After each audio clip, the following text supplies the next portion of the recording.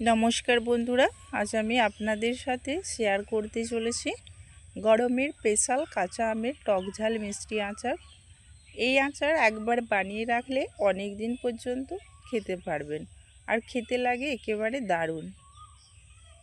এর মধ্যে কিছু ঘরোয়া মশলা আমি যোগ করেছি ঝাল মিষ্টি আর টক স্বাদের অসাধারণ মিশ্রণের জন্য।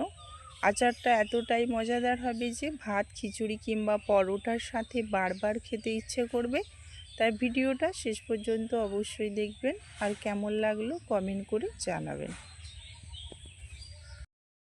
এখানে আমি নিয়ে নিয়েছি 3 কেজি বড় সাইজের টাটকা ফ্রেশ কাঁচা সবুজ আম, ঝুড়ি ভর্তি দেখতে পাচ্ছেন। এই আমগুলো একটু বড় সাইজের নিয়েছি, আচারের জন্য একদম পারফেক্ট।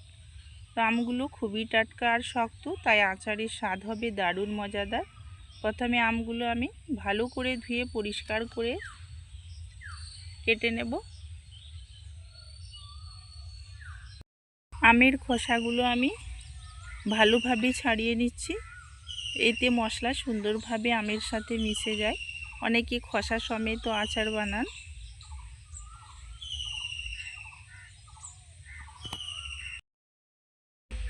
এবার আমি আমের খোসাটা ছাড়ানো হয়ে গেলে বড় সাইজে 4 টুকরো করে কেটে নেব।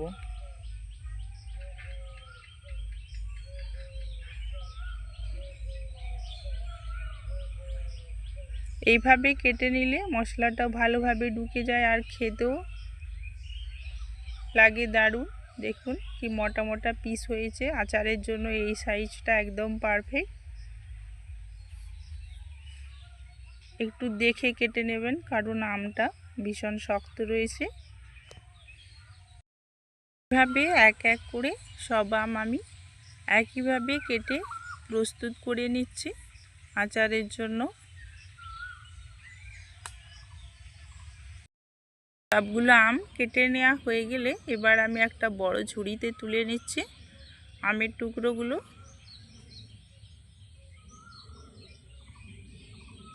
এগুলো ভালোভাবে জলটা ঝরিয়ে নিতে হবে, যাতে অতিরিক্ত জল একদম বেরিয়ে যায়। আচার বানানোর সময় আমের মধ্যে জল থাকলে আচার তাড়াতাড়ি নষ্ট হয়ে যেতে পারে, তাই এই স্টেপটা খুবই গুরুত্বপূর্ণ। আমের টুকরোগুলোর জল ভালোভাবে ঝরে গেলে এবার এর মধ্যে দিয়ে দিচ্ছি 1 টেবিল চামচ হলুদ গুঁড়া, 200 গ্রাম পরিমাণের মতো লবণ,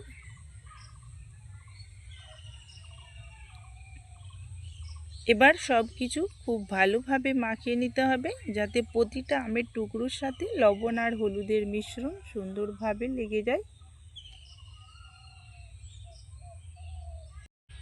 এইভাবে মাখিয়ে রাখলে আম থেকে বাড়তি জল বেরিয়ে আসে আর আচারের স্বাদও অনেক বেশি ভালো হয়।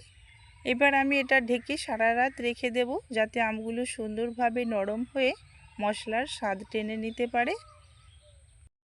এবার আমি আমের টুকরোগুলো রোদে শুকানোর জন্য দিয়ে দিচ্ছি। ভালো কড়া রোদ থাকলে 3 থেকে 4 ঘন্টার মধ্যেই সুন্দরভাবে শুকিয়ে যাবে, আর যদি রোদ একটু কম থাকে তাহলে শুকাতে 2 দিনের মতো সময় লাগতে পারে। এইভাবে রোদে শুকিয়ে নিলে আচারের স্বাদও আরও বেশি মজাদার হয় আর অনেক দিনও ভালো থাকে। আচারের জন্য একদম পারফেক্টভাবে আমের টুকরোগুলো শুকিয়ে গেছে। দেখুন আমের টুকরোগুলো কত সুন্দর দেখাচ্ছে, ঠিক যতটা শুকনো দরকার ততটাই হয়েছে। এবার আমি সবগুলো সুন্দর করে ঝুড়িতে তুলে দিচ্ছি। এইভাবে ঠিকমতো শুকিয়ে নিলে কি হয়, অনেক দিন সংরক্ষণ করে রাখা যায়। এবার আমি আচারের মশলাটা তৈরি করে নেব। এর জন্য একটি পাত্রে নিয়ে নিচ্ছি 1/2 কাপ পরিমাণ কালো সরিষা, এর সাথে যোগ করছি 2 টেবিল চামচ সাদা সরিষা। আচারের জন্য সাদা আর কালো সরিষার এই কম্বিনেশনটা একদম পারফেক্ট, কারণ এতে আচারের স্বাদ আর গন্ধ দুটোই অনেক বেশি ভালো হয়। সরিষা আচারের একটা ঝাঁঝালো আর মজাদার ফ্লেভার নিয়ে আসে, যেটা খেতে অসাধারণ লাগে। এই সরষাগুলো আমি কিছুক্ষণ ভিজিয়ে রেখে দেব। মিডিয়াম আছে কড়াই ভালোভাবে গরম হয়ে গেলে এতে দিয়ে দিচ্ছি 12 থেকে 14টা গোটা শুকনো লঙ্কা। হালকা আছে একটু নেড়ে নেড়ে ভেজে নিচ্ছি যতক্ষণ না হালকা বাদামি রং আসে আর সুন্দর একটা গন্ধ বের হয়।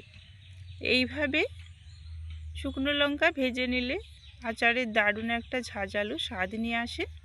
এরপর একই কড়াইয়ের মধ্যে দিয়ে দিচ্ছি 2 চামচ পাঁচফোড়ন।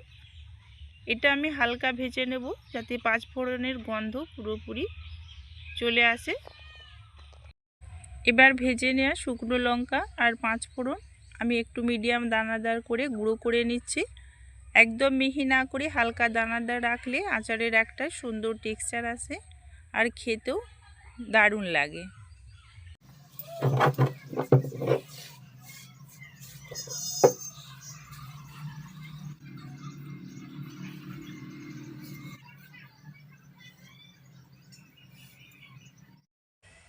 কুড়ি মিনিট মতো ভিজে থাকার কারণে সরষাগুলো এখন বেশ নরম হয়ে গেছে। এবার আমি ভিজিয়ে রাখা সরিষাটা মিক্সার গ্রাইন্ডার জারে নিয়ে নিচ্ছি।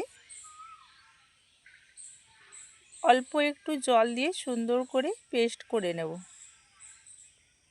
যাতে পেস্টটা খুব মসৃণ করব না, একটু হালকা দানাদার থাকবে। এইভাবে আমি একটা পেস্ট বানিয়ে নেব।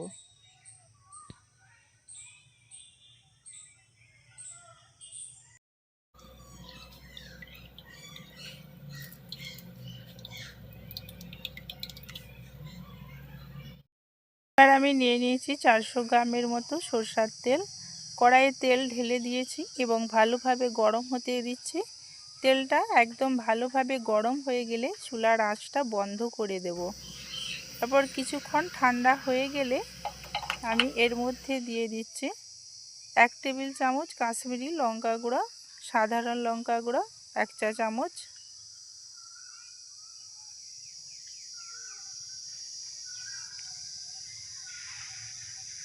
তারপর কিছুক্ষণ রেখে আবারও ঠান্ডা হতে দেব, কারণ আচারের মশলা মেশানোর সময় তেলটা হালকা গরম থাকলে সবচেয়ে ভালো স্বাদ আসে।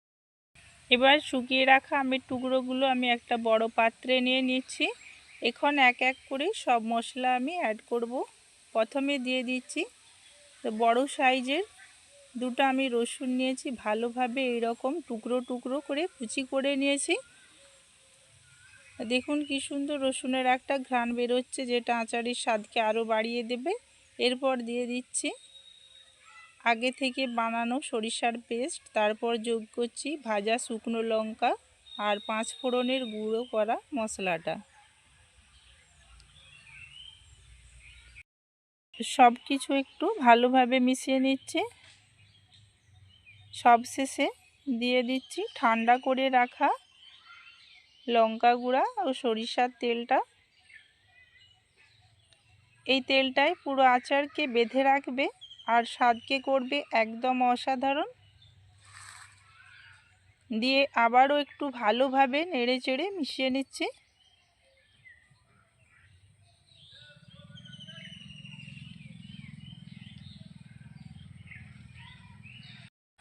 এবার আমি একটা কড়াই ভালোভাবে গরম করে নিয়েছি।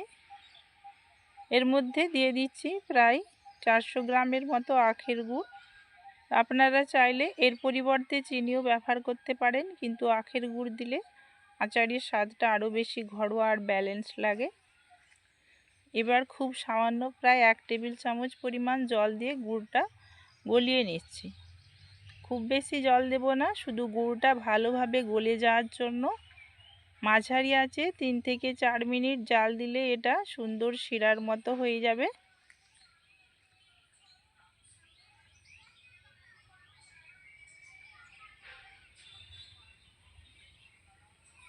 এটা কিন্তু শিরার মতো হয়ে গেছে। এবার আমি চুলার আঁচটা বন্ধ করে কিছুক্ষণ ঠান্ডা হতে দেব।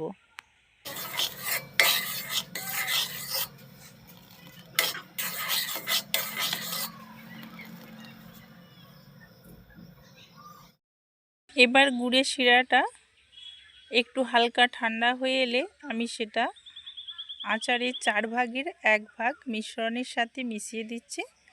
খেয়াল রাখবেন গুড়টা যেন খুব বেশি গরম না থাকে, হালকা গরম অবস্থায় মেশালেই ভালো হয়, যাতে আম নরম না হয়ে যায়। এইভাবে ধীরে ধীরে মিশিয়ে নিচ্ছি যাতে মিষ্টি স্বাদটা পুরো আচারের মধ্যে সুন্দরভাবে ছড়িয়ে যায়। আর বাকি যে অংশটা আছে সেটা একদম পুরোপুরি ঠান্ডা হয়ে গেলে ধাপে ধাপে মেশাবো। এবার গুড়টা পুরোপুরি ঠান্ডা হয়ে গেলে আগে যে মশলা মাখানো আমের টুকরোগুলো রেখেছিলাম সেটা পুরোটা আমি নিয়ে নিচ্ছি। ধীরে ধীরে গুড়ের শিরার মধ্যে সবটা ঢেলে খুব ভালোভাবে মেখে নিচ্ছে।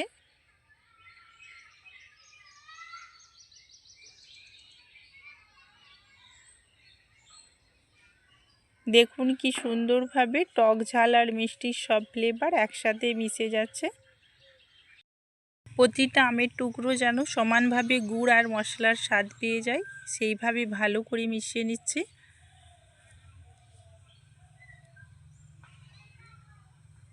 এবার একদম পারফেক্টভাবে মিশে গেলে আমাদের টক ঝাল মিষ্টি কাঁচা আমের আচার পুরোপুরি রেডি। এইভাবে পরপর 4 থেকে 5 দিন আচারটা আমি রোদে দিয়ে দেবো, সুন্দরভাবে সেট হয়ে যাবে আর মশলাগুলোও খুব ভালোভাবে মিশে যাবে। উপরে আমি কিছু একটা জালের মতো ঢাকা দিয়ে দিচ্ছি যাতে বাইরে কোনো ধুলো ময়লা না বসে। রোদে দেওয়ার ফলে আচারের স্বাদ আরও বেড়ে যায় এবং অনেক দিন পর্যন্ত ভালো থাকে। ঠিক এইভাবেই সংরক্ষণ করলে এই আচার সহজেই সারা বছর খাওয়া যাবে। দেখুন কি সুন্দর টক ঝাল আর মিষ্টি কাঁচা আমের আচার তৈরি হয়ে গেল একদম ঘরোয়া স্বাদে।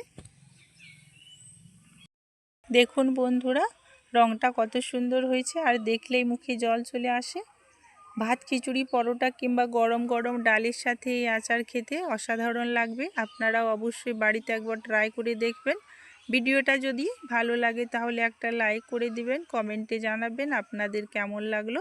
আর এমন আরও ঘরোয়া মজার রেসিপি পেতে চ্যানেলটা সাবস্ক্রাইব করে পাশে থাকা বেল আইকনটা প্রেস করে রাখুন। সবাই ভালো থাকবেন, সুস্থ থাকবেন। আবার দেখা হবে নতুন একটা মজার রেসিপি নিয়ে। নমস্কার।